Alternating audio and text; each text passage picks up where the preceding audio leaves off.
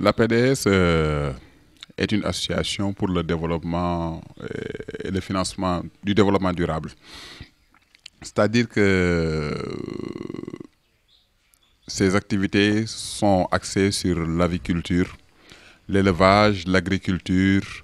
et les énergies renouvelables. Pour ce qui est de l'élevage, ñu ngi yar ay nag ñu ngi yar ay xar def embouche bovine, on est dans les ovins. Bon, fii ferme bi madame Sow moo ko acquérir grâce à un endettement, mais ñu koy xeeti activité bi ñu fi gën a def mooy aviculture, parce que poulets yi dañuy abattre noonu c'est des poulets à terme, c'est des poulets de chair, souche COB 500. Alors on les a élevés sur 45 jours. Bon, on fait des bandes superposées, c'est-à-dire que chaque 15 jours dañuy am un arrivage de poussins. Ok, li gën a soxal association bi moo ne ça manque de moyens. Moyens yi nag bon ñu ngi koy amee grâce à des cotisations genre yu demee noonu quoi, et des collectes de fonds, mais li ñu soxla dëgg mooy que ne comme le gouvernement dafa wax ne dafa war a utiliser l'agriculture et l'élevage comme fer de lance du développement du Sénégal, alors ñun daf ñu cee fekk dañoo fekk ci dynamique boobu quoi. Alors même dañuy utiliser sax même pour par exemple démarrer les poussins et autres, on utilise le gaz bio pour le chauffage et l'éclairage.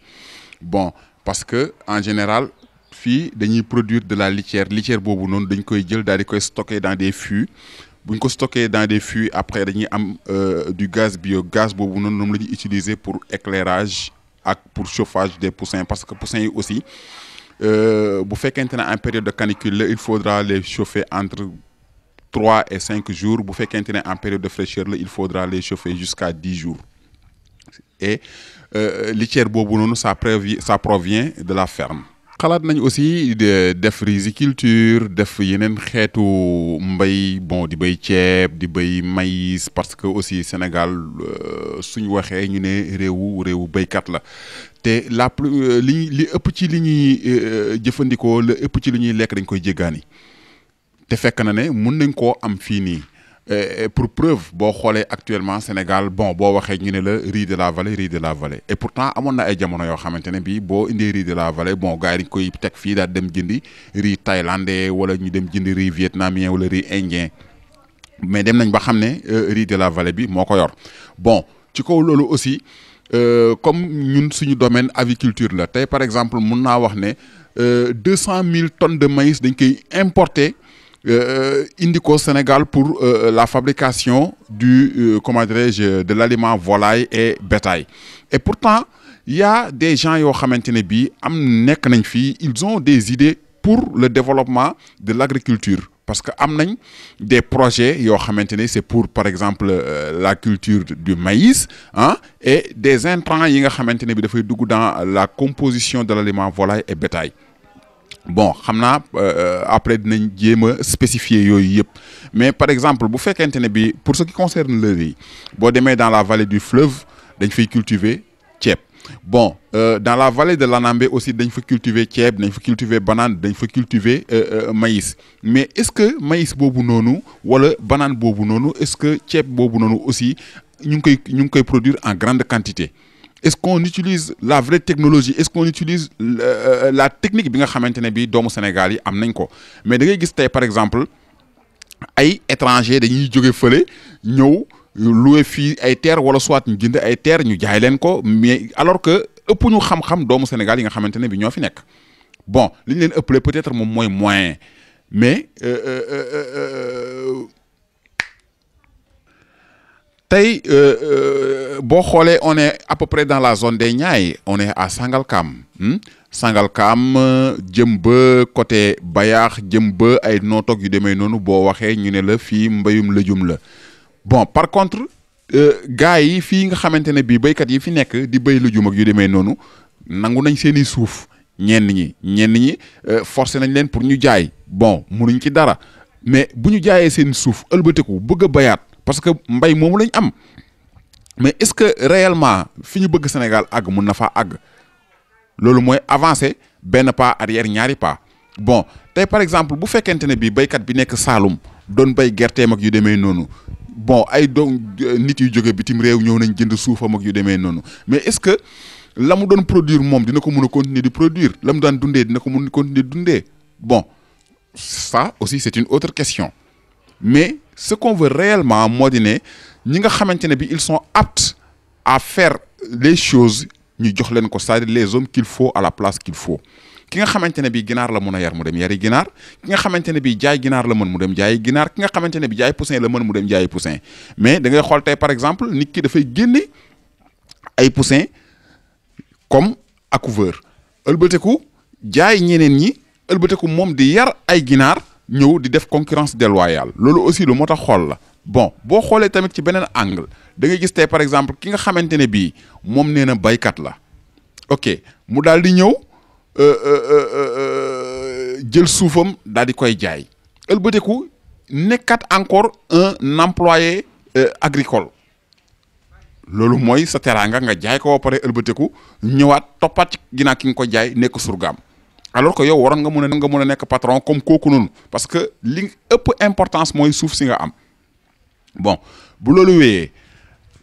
am na ay doomu Sénégal yoo xamante ne bii seen xam-xam màcc na ci domaine yu bëri lu demee ni mbay lu demee ni énergie ah tey par exemple boo demee fii ci ginnaaw ñu ngi fiy sotti li ci fumier boo xamante ne waroon nañ ko mën a utiliser pour de l'énergie fumier boobu noonu tey suñ ko sottee foofu bon mun naa wax ne c'est une sorte de dépotoir fumier boobu dañ koy jël di ko jaay ñiy def culture maraîchère mais buñ ko jëlee fi muy jógee ñu indi ko mun nañ avec les moyens qu'il faut mun nañ ko jël transformer ko en énergie maintenant bu ñu demee ba récupérer énergie boobu noonu ce qui restera maintenant loolu moo gën ci suuf mais fumier bu tàng boobu boo ko jëlee sotti ko ci suuf du def loolu yàq suuf si davantage. Sénégal réewu mbay la mais boo ñu waxee dañ naan nawet bi baax na nawet bi baaxul fi dafa taw fii bàyyi fii alors que Sénégal waroon na mën a dépasser loolu bu yàgg Sénégal nekk na réew moo xamante ne bii nit ñu waroon nañ mën a continuer di lekk mango 12 mois sur 12 Sénégal nekk na réew moo xamante ne bii tey am na yenn xeetu meññeef yu bëri yu fii am nit ñi mënoon nañ koo lekk à tout moment mais c'est par manque d'organisation par tey da ngay gis tey par exemple yenn éleveurs yu bëri période de fête donc la ñuy élever ay ñoo xamante ne bii aviculture la ñuy def bu korité jotee wala tamxarit wala Noël kese la ñuy yar ginaar c'est moi je les appelle les éleveurs occasionnels mais tey tout le temps Sénégal waroon na mun a am ay ginaar yoo xamante ne fii lañ koy produire mais dañuy toog benn instant boo xamante ne bii ginaar dafay manquer carrément ba nit ñi yenn éleveurs di spéculer alors que waruñu spéculer c'est-à-dire que autosuffisance alimentaire autosuffisance en poulet war na mun a am Sénégal comment tey si les éleveurs s'étaient constitués en coopérative tey par exemple s'il y a une surproduction de poulet cette coopérative là achète ces poulets mu daal di koy def dans des chambres froides et ñu toog ba benn instant boo xamante ne bii poulet ñàkk na mais ñu génnee poulet yooyu nga xamante ne c'était un surplus de production que ce soit dans l'aviculture que ce soit dans l'agriculture ak yeneen domaines yu mu mën a doon aussi Sénégal war na mën a indépendant looloo waral nag fi mu toll nii ñu ne du ñu xaar benn gouvernement di ñu jàppale wala di ñëw naan kaay leen def lii wala kaay leen def dële ñun dañu taxaw pour defar suñu bopp c'est vrai que avec les maigres moyens qu'on a on se débrouille mais nag bu ñu amee ndimbal jël mais du ñu dem ci kenn naan ko kaay dimbale ñu loo am awma dara non am na lu ñu am ba pare mais li gën a jafe mooy démarrer avec quelque chose et on a démarré avec quelque chose. du nii la ñu waxoon ma bàyyi fi lii au moins ñu coordonné téléphone bi ay Babacar doo fàtte sax wéccit man am naa 11750 10 waaw liggéey de boo jaayee kontaan ah Babacar doo ma ko joxal 250 nag affaire bi ay waxaale la waaw léegi nag bu fekkee ne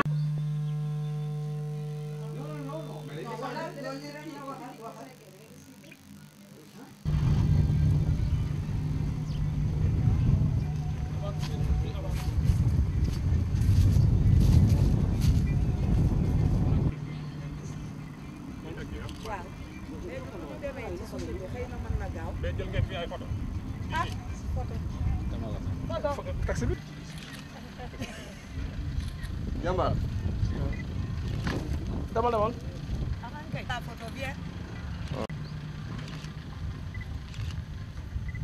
voilà c'est bon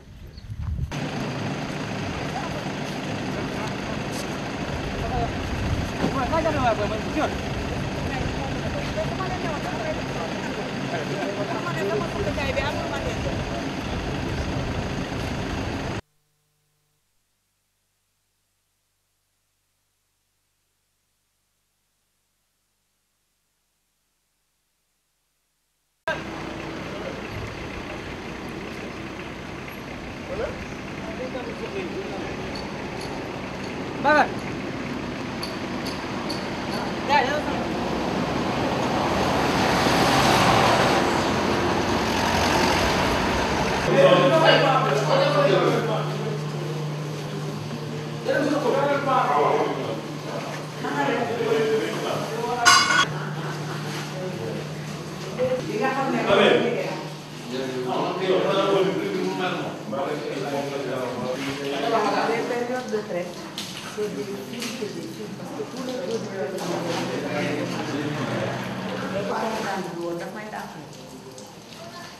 non c'est comme dañuy tase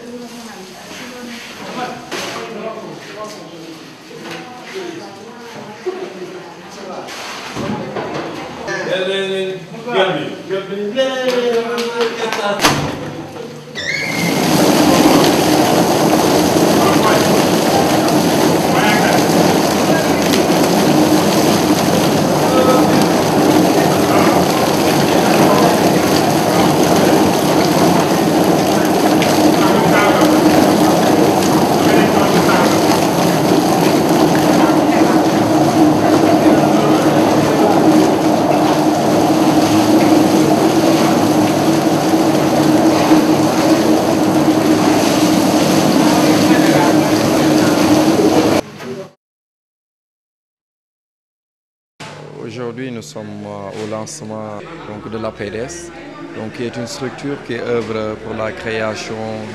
d'activités, la promotion de l'entrepreneuriat aussi. Donc, ça permet aux hommes et aux femmes de bénéficier et d'avoir des revenus permanents en créant diverses activités. Aujourd'hui, nous sommes dans un endroit de déplumeuse. Donc c'est l'activité de l'aviculture qui est aujourd'hui présentée. C'est une activité qui permet d'avoir des revenus immédiatement et ça permet de créer beaucoup d'emplois. Aujourd'hui, nous sommes très satisfaits de cette activité. Donc ça nous a permis de voir en globalité ce que font sur le terrain des aviculteurs. Donc,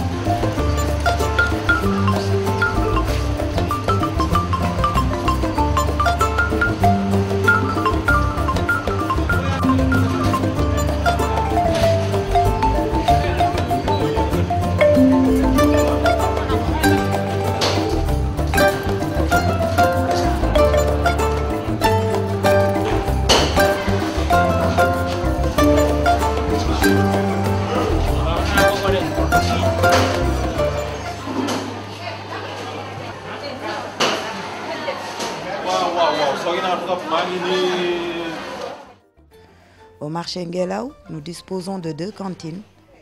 Une cantine avec 2 congélateurs qui sont insuffisants pour stocker notre production périodique de poulet. Donc là aussi, nous avons besoin d'une chambre froide. La deuxième cantine est destinée à nos produits maraîchers.